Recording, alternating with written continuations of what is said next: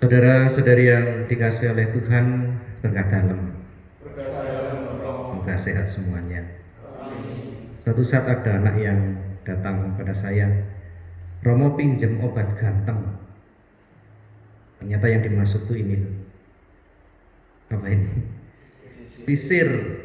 Nah, kita berandai-andai misalnya begini, saya punya perusahaan buat sisir, lalu saudara-saudari datang mau kerja pada saya, lalu saya tesnya gampang. Coba jual sisir, berani nggak? Jual sisir ini kepada orang botak, orang yang tidak punya rambut, gimana caranya? Berani nggak? Jual sisir pada orang botak, resikonya bisa dikeplak, karena mungkin tersinggung karena orang nggak punya rambut jual sisir gitu. Tetapi ada contoh misalnya begini, ada seorang yang mau bekerja begitu, lalu manajernya tuh ngetesnya begini, ada 3 orang. Sekarang kamu jual sisir di Biara Saulin, tahu Biara Saulin? Gundul semua itu, nggak punya rambut itu. Orang pertama mengatakan susah, mana bisa jual seperti ini. Akhirnya terjual tapi hanya 1, itu saja karena kasihan yang kepala biaranya itu kasihan, maka dibeli 1. Orang yang kedua lumayan bisa jual 10 biji, tetapi dia tidak jual kepada biksunya, tetapi dia jual kepada wisatawannya, yang turis yang kebetulan hadir, karena di gunung itu memang banyak angin gitu, jadi ya masihlah fungsinya sisir untuk sisiran, untuk menyisir rambut itu. Laku 10. Yang mengejutkan adalah orang yang ketiga. Ternyata dia bisa jual berapa? 500 biji sisir. Apa yang dia lakukan? Dia datangi kepala biaranya, lalu dia katakan begini, "Ini bukan untuk nyisir rambutmu dan biksu yang lain, enggak.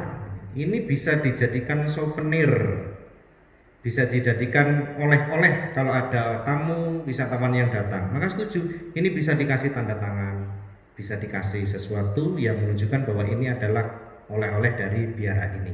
Maka laku sampai 500 gitu. Saudara-saudari yang terkasih, permenungannya begini.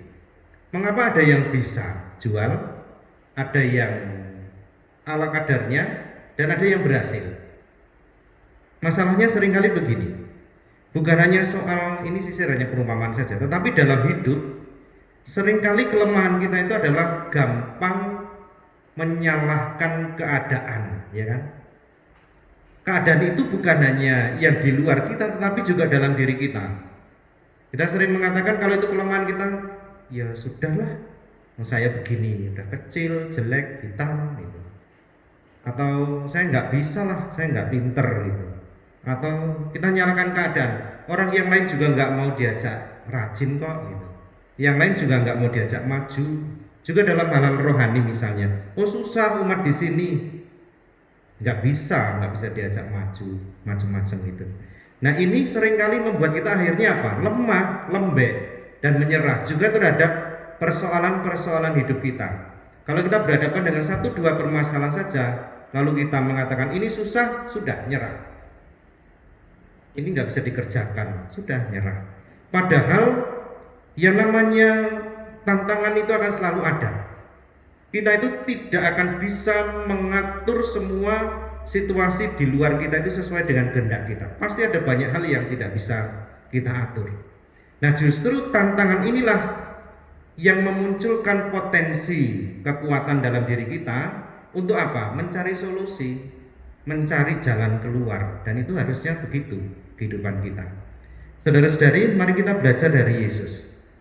Hari ini dengan jelas Yesus diingatkan oleh orang-orang Farisi. Saya curiga ini orang Farisi ini yang kelompok baik atau tidak baik gitu. Kemungkinan ada juga kelompok Farisi yang peduli pada Yesus, lalu mengatakan, "Pergi, jangan masuk ke Yerusalem karena Herodes akan membunuhmu." Tetapi Yesus hari ini tampil sebagai utusan yang tidak gentar dan takut. Bukan sekali 2 kali ini saja sebenarnya, tapi banyak toh. Dia bertentangan dengan ahli Taurat, orang Farisi, Saduki, masyarakat, penguasa. Tetapi satu, Yesus punya pedoman yang jelas, dia menjalankan apa yang menjadi kehendak Allah, itu saja. Maka beberapa hal yang bisa kita teladani dari Yesus. Yang pertama, Yesus tetap fokus meskipun selalu ada masalah dan tantangan yang ada di depannya. Fokus. Kita bisa memilah kok, memilih, lalu menentukan prioritas dalam hidup. Ada begitu banyak masalah, selesaikan satu persatu, masih selesai.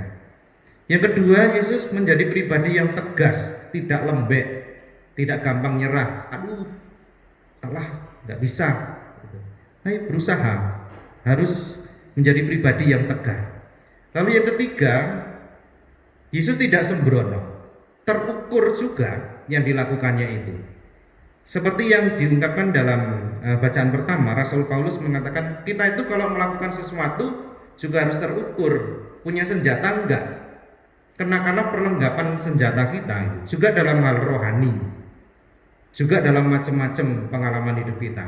Kalau kita mau melakukan sesuatu ya diukur dengan pasti, ada target yang jelas, fokus, disiplin, setia dan sebagainya. Juga dalam kehidupan kita.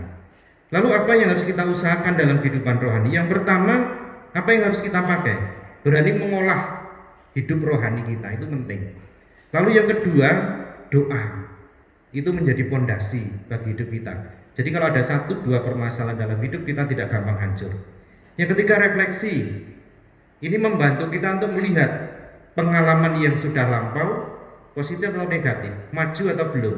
Lalu juga akan menentukan apa yang harus kita lakukan ke depannya nanti. Maka saudara-saudari yang terkasih, mari kita meyakinkan dalam diri kita, kalau kita mau berusaha pasti ada jalan. Kalau seandainya kita mengatakan kok tidak ada jalan, pasti kita belum pernah menciptakan jalan itu sendiri. Maka ciptakanlah jalan. Maka saudara-saudari pasti akan berjalan dengan baik dan benar seperti yang diajarkan Yesus hari ini. Kemuliaan kepada Bapa dan Putra dan Roh Kudus, seperti pada permulaan, sekarang, selalu,